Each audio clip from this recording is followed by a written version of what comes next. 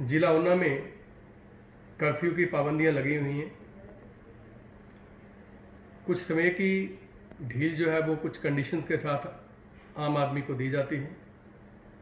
आज 4 अप्रैल को भी कुछ एक संशोधन जो है वो कर्फ्यू की कंडीशन में किए गए हैं।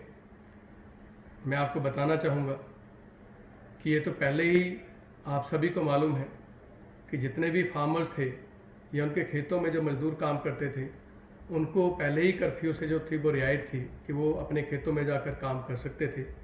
सिर्फ सोशल डिस्टेंसिंग को और जो हाइजीन है उसका ध्यान रखते हुए आज एक कदम और हमने आगे बढ़ते हुए ये निर्णय लिया है कि जितनी भी एग्रीकल्चरल रिलेटेड मशीनरी की रिपेयर की शॉप्स हैं, स्पेयर की शॉप हैं, उनको जो है वो कल से खोल दिया जाएगा, जिससे कि हमारे किसान भाइयों की जितनी भी मशीनरी है, थ्रेशर्स हैं, कंबाइंस हैं या अन्य और कोई टूल्स हैं, उनकी मेंटेनेंस जो है वो समय पर हो सके।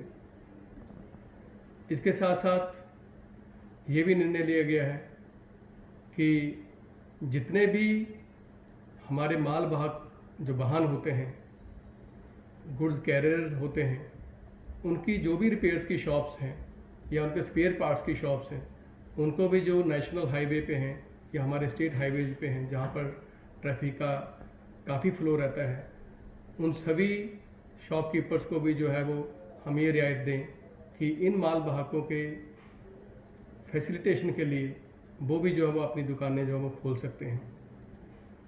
लेकिन एक पाबंदी भी लगाई गई है, वो ये है कि ज़िला में कोई भी व्यक्ति गुटखा, पान, तंबाकू, खैनी, इन सब चीज़ों का प्रयोग नहीं करेगा, च्युइंगम का प्रयोग नहीं करेगा, ना ही तो उनको बेचेगा ना ही तो उनको खाएगा।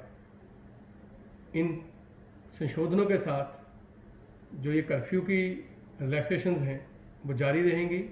धन्यवाद। जय हिंद, जय हिमाचल।